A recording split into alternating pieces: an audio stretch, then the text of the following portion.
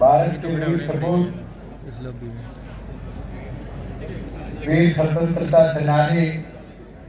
नेताजी सुभाष चंद्र बोस के 126वीं जयंती के उपलक्ष्य में टोहाना के अंदर इस मधुर मिलन समारोह में आए हमारे बीच प्रदेश के मुख्यमंत्री श्री मनोहर लाल जी, जननायक जनता पार्टी के प्रदेश अध्यक्ष सरदार निशांत सिंह जी, दोबारा आने का मौका मिला और खुशी हुई ये देखते हुए कि क्षेत्र कोरोना की महामारी की बाद भी कैसे प्रगति के पथ पर चले। आज 250-250 करोड़ के जो माननीय मुख्यमंत्री जी ने शिलान्यास किए, ये दर्शाते हैं चाहे वो पीने के पानी की व्यवस्था हो, चाहे हमारे बीच में इंडस्ट्रियल ट्रेनिंग इंस्टीट्यूट हो, सड़कें हो, हर प्रकार से हरियाणा सरकार ने टोहाना को आगे तरक्की के पथ पर ले जाने का काम। और एक चीज जो परसों ही बहुत लंबी मांग को हमने पूरा किया, वो आपके बस स्टैंड की जमीन खरीदने की बात। मुझे याद है 2 साल पहले आया था जब बबली जी खड़े कह रहे थे कि बस स्टैंड बना दो, बहुत लंबी मांग है, 15 साल से पेंडिंग। और मैं सीएम साहब का आभार प्रकट करूंगा कि परसों जब ये मांग आई तो ये भूमि के अंदर जब हम खरीदने का काम कर रहे थे, कहा कुछ हो जाए, मैंने परसों उद्घाटन करना है, इस जमीन को खरीदने का काम करो। खुशी की बात है कि आज उसकी शिलान्यास का पत्थर रखा गया और उसका लाभ पूरे इलाके को मिलेगा। साथियों, एक चीज और जरूर बोलना चाहूंगा कि आपके गांव में बड़ा सुंदर डेवलपमेंट इस पार्क की, कम्युनिटी सेंटर की, इसकी करेगी और ये मॉडल पूरे प्रदेश में रेप्लिकेट किया जा रहा है। आज चौपाल का जमाना नहीं रहा जहां हम बात करते हैं कि समाज की चौपाल बनाओ, बारात को रोकने के लिए सब लोग सम्मिलित हो। बारात जरूरत है कि गांव के लोगों को मैरिज प्लेस ढूंढ के शादी ना करानी पड़े, ऐसी व्यवस्था गांव में बने। और हमारा प्रयास रहा है, आप गुड़गांव चले जाओ, जी चले जाओ, आज टोहाना में आपके यहाँ इतना खूबसूरत बन रहा है। ये व्यवस्था धीरे धीरे बनेगी, पर इसके साथ साथ आज ग्रामीण अंचल में शिक्षा का स्तर बढ़ाने की भी जरूरत है। आज आपके यहाँ से कोई टोहाना पढ़ने जाता है तो उसको कम से कम साइकिल पे भी आधा घंटा जाने का और आधा घंटा पढ़ाई के लिए आने का लगता है। 1 घंटा जीवन का खराब होता है। और वही शहर में बैठे आदमी को व्यवस्था में सुधार है कि वो 5 मिनट में ट्यूशन पहुंच जाता है, कोचिंग के लिए पहुंच जाता है, 5 मिनट में आ जाता है। और उसके लिए हमारी सरकार ने प्रयास भी किया है और उसको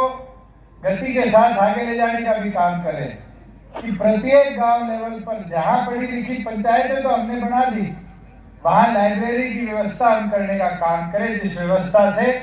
गांव के बच्चे को भी कॉम्पिटिटिव एग्जाम की किताबें देकर अफसर बनाने का जो सपना हमारा है, उस सपने को पूरा करें। और केवल मात्र यहाँ का नहीं, वो सपना हरियाणा प्रदेश की नौकरियां या केंद्र की नौकरियां तक सीमित नहीं, चाहे वो पंजाब की हो, चाहे वो राजस्थान की हो, चाहे उत्तर प्रदेश, मध्य प्रदेश की हो, उनके अंदर भी अपनी हिस्सेदारी डालने का काम करो। मैं भी आपके गवर्नमेंट हॉस्पिटल के लोगों को तिराई योजना के बारे में बोलते सुन रहा, हरियाणा ने वो मॉडल बनाकर दिया। और मैं एक चीज बोलूंगा, सीएम साहब का ये सपना भी था कि हमारे यहाँ अंतिम व्यक्ति तक कैसे बेहतरीन लाभ पहुंचे। और हमने पिछले साल बीपीएल की जो सीमा 1:20 पूरे देश में है, उसको बढ़ाकर 1:80 करने का काम किया। और इनका धन्यवाद है कि इन्हें आयुष्मान को भी उसके साथ जोड़कर 1,80,000 तक हर गरीब आदमी के परिवार को 5 लाख तक का बेनिफिट पहुंचे व्यवस्था बना। और 5 लाख केवल मात्र हरियाणा ही नहीं, देश के किसी कोने में कोई बीमार हो जाए, अगर आपका वो तिराई आयुष्मान कार्ड है तो उसका पूरा लाभ देश के किसी भी अस्पताल में हरियाणा प्रदेश का एक नागरिक उठा सकता है। साथियों, इसी तरह राशन कार्ड की बात थी, वो दिन मुझे भी याद है जब मैं सांसद था और लोग आते थे कि एडीसी को फोन कर दो, पीला राशन कार्ड बना दे। आपके यहाँ तो सरपंच से लेकर हर प्रकार तक सिफारिश चलती थी कि आयुष्मान कार्ड बना दो, आयुष्मान ये पीला राशन कार्ड बना दो, और कापियां लेकर घूमते थे। आज क्या व्यवस्था है? अगर परिवार पहचान पत्र में किसी के परिवार की आय को आज 1,80,000 पर हम वेरीफाई कर देते हैं, तो अपने आप हरियाणा सरकार उसको पीले राशन कार्ड की बीपीएल परिवार की श्रेणी में डालकर सारी सुविधाएं देने का काम करती है। उसको 20 रुपए का फॉर्म भरकर किसी दफ्तर में जाने की जरूरत नहीं। आज घर बैठे उसके परिवार की अगर आय 80 से नीचे है तो उसको ये सुविधाएं देने का काम हमारी सरकार कर रही है। साथियों, एक चीज और आपके बीच में रखना चाहूंगा कि एक कदम हमने उठाया, और वो कदम देश के अंदर जहां 1 डिस्ट्रिक्ट 1 प्रोडक्ट का कि एक जिले के अंदर एक उत्पाद बढ़ेगा, वहां हरियाणा इकलौता राज्य है जिसने देश के अंदर एक मॉडल बनाया कि हमने 140 ब्लॉक, अब 142 हो गए, 142 के 42 ब्लॉक्स के अंदर 142 वस्तुओं को कैसे निखारा जाए, बढ़ाया जाए, उसके ऊपर काम करना शुरू किया। और मैं तो आज आप सारे हल्के के साथ ही आए, मैं तो आपसे आग्रह करूंगा कि सरकार को 50 एकड़ 25 एकड़ इकट्ठी करके दो कि आपके जाखड़ ब्लॉक हो, टवाड़ा ब्लॉक हो, 2 उत्पाद की पहली इंडस्ट्री को फतेहाबाद जिले में लगे तो आपके इस इलाके में हम लगाने का काम। आज बड़ी वस्तुएं बनाने के लिए मारुति टाटा बिरला को लाने की जरूरत नहीं, दिन प्रतिदिन गांव से चीजें उठ के शहरों की ओर जा रही। मैंने एक दिन उस पर देख रहा था अमेजोन पे, और अमेजोन पे लिखा हुआ था 140 रुपए में क्या चीज बेच रहे हैं, 100 गोसे। और तो नहीं, ये उत्पाद भी शुरू कर दिया, मगर वो एक स्टार्टअप है कि गांव के उत्पाद को कैसे मार्केट मिली, ये डिजिटलाइजेशन का फायदा। और पद्मा का भी ये सपना है कि हम common service centre, common packaging centre सरकार की तरफ से बना के, और आपका जो डी ब्लॉक में आता है 85% तक इंफ्रास्ट्रक्चर कॉस्ट हरियाणा सरकार देगी, जो वहां पर खड़े होने के लिए प्लग एंड प्ले के अंदर इंडस्ट्री आएगी, और इंडस्ट्री को एक सुनहरा अवसर देगी कि टवाड़ा से, जाखड़ ब्लॉक से उठ के वस्तुएं और दिल्ली, मुंबई, विदेशों तक इन बड़ी बड़ी कंपनियों के माध्यम से भिजवाने का काम कर पाए। एक चीज और, जहां पहले हमारी खरीदों के लिए हमें जगह जगह घूमना पड़ता था, नकल लेना पड़ता था, 1.5 महीना पहले हमने केंद्र सरकार से एक सॉफ्टवेयर लिए, और आज उस सॉफ्टवेयर का ये फायदा है कि अगर कोई अपनी फर्ज हरियाणा की किसी भी जिले की निकालना चाहता है तो जमाबंदी की जो हमारी वेबसाइट है उस पर जाए, और उसके बाद वेरिफिकेशन के लिए आपको किसी के हस्ताक्षर की जरूरत नहीं। आज तो ये हालत है कि हमारे पटवारी भी ओवरबर्डन, उनको ढूंढना पड़ता है कि कौन से गांव में है, क्योंकि उनके हल्के बड़े होंगे। आज उस व्यवस्था को डिजिटलाइज कर दिया गया कि आप ऑनलाइन जाकर डाउनलोड करोगे तो उसको क्यूआर कोड के साथ, डिजिटल साइन के साथ हमने वेरीफाई करने का काम किया, और बैंक तक उसको वेरीफाई कर, सरकारी अफसर तक उसको वेरीफाई कर उसको डिजिटली पकड़ने का काम करेंगे। साथियों, इसी प्रकार से एक चीज अभी नापा जी भी कह रहे थे, जब बबली जी बोल रहे थे मारी रतिया टवाड़ा रोड, मैं तो सीएम साहब को कहूंगा, उसमें तो हमने कह दिया था जिसको अनाउंस कर दिया था, इसमें 50 लगे, चाहे 60 लगे, चाहे 70 करोड़ लगे, इस सड़क का निर्माण भी हमें जल्द से जल्द करवाना पड़ेगा, क्योंकि एक भी 2 विधायक हमारे इसके अंदर सहमत भी है, और मुझे लगता है कि इस पूरे जंक्शन की कनेक्टिविटी को और बेहतर भी बनाएंगे। मगर मैं एक चीज आपकी संज्ञान में लाने का काम करूंगा कि केंद्र सरकार की जो कमेटी ऑन इंफ्रास्ट्रक्चर है, जिसको माननीय प्रधानमंत्री जी हेड करते हैं, उनने हमारा एक नया एक्सप्रेसवे को मंजूरी देने का काम किया है, जो सिरसा के डेवाड़ी के चौटाला से शुरू होगा और पानीपत या समालखा के बीच में जाकर खत्म होगा। वो भी जाएगा तो आप तीनों विधायकों के हल्के के बीच में से जाएगा, रतिया से घुसेगा, भूना छूता हुआ, और आपके उकलाना होता हुआ आगे पानीपत की तरफ जाएगा। तो आने वाले समय में आपको भी तैयारी करनी पड़ेगी कि इंडस्ट्रियलाइजेशन की ग्रोथ हमारे इस क्षेत्र के अंदर की और बेहतर तरीके से हो।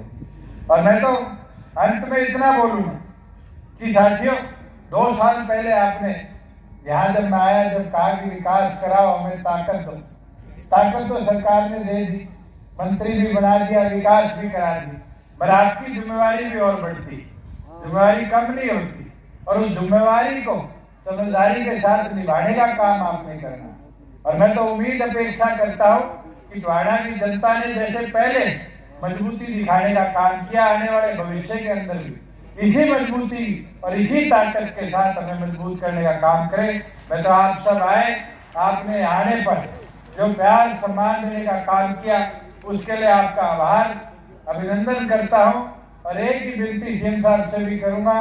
कि आज आप आए हो, इन्हें मांगे तो खूब रखी है, मगर एक चीज जरूर आज मांगों के साथ ये बताकर टोहाना को जाना कि जो विकास हमने कराया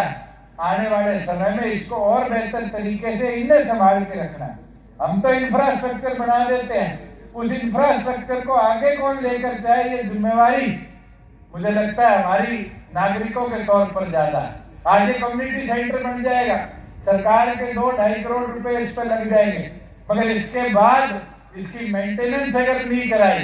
तो फिर इतने बड़े सफेद हाथी को बनाने का भी कोई काम नहीं करेगा। आज सड़कें तो हम बना देंगे, पर उन सड़कों का उपयोग ना हो तो उसका डेवलपमेंट से कोई वास्ता नहीं होता। आज स्कूल तो हमने बना दिए, मगर सरकारी स्कूलों में हम अपने बच्चों को नहीं डालते, हम अपने बच्चों को प्राइवेट स्कूलों की तरफ ले जाकर उन स्कूलों को बंद होने की कगार पर ले जाने का काम कर रहे हैं। तो मैं ये विनती आप सबसे भी करता हूँ कि सरकार की ओर से जो प्यार जो आपके यहाँ डेवलपमेंट करी जा रही उसको और बेहतर तरीके से ले जाने की जिम्मेवारी अगर किसी की साथियों है तो आप सबकी है। मैं तो पूर्ण सभी साथियों का जो मंच पर बैठे हैं, मैं 2-4 साथियों के नाम भूल गया, कुलदीप कुलरिया जी हमारे राष्ट्रीय सचिव भी बैठे, मैं इनका भी अभिनंदन करता हूं। और मैं उम्मीद करता हूं कि दोनों संगठनों ने जिस तरह मिलकर काम किया है और इस 3.25 साल के अंदर प्रदेश को उन्नति और प्रगति के पथ पर ले जाने का काम किया है, एक विजन दिया है, जिस विजन के अंदर चाहे वो जहाज को हिसार से ले जाकर दुनिया के अलग अलग कोनों से जोड़ने की बात, चाहे ग्लोबल सिटी के माध्यम से देश के प्रत्येक इंफ्रास्ट्रक्चर डेवलपर को, एक दुनिया के बड़े बड़े इंफ्रास्ट्रक्चर डेवलपर को गुड़गांव की धरा पर हम लाने का काम कर रहे हैं, चाहे प्रदेश के अंदर हमारी कुरुक्षेत्र की धरा को, इस पावन धरा को ऐतिहासिक बनाने का काम कर रहे हैं। मुझे लगता है कि आने वाले 2.25 साल भी इसी तरह प्रदेश को कैसे आगे ले जाने के विजन के साथ हम बढ़ रहे हैं। प्रदेश आज देश के मध्यम साइज राज्यों में प्राथमिक तौर पर गिना जाता है, पर मैं ये विश्वास दिला देता हूँ जो हमारी सरकार का विजन है, जो हमारा विजन है, हम आने वाले भविष्य के अंदर हरियाणा प्रदेश को सभी राज्यों में पहले नंबर पर लाकर प्रगति के पथ पर चलाने का काम करेंगे। आप सब आए, आपने नेताजी सुभाष चंद्र जी बोस की आज जयंती पर जो इकट्ठा होकर देशभक्ति की प्रेरणा देने का काम किया, मैं इसके लिए आपका आभार प्रकट करता हूँ। जय हिंद।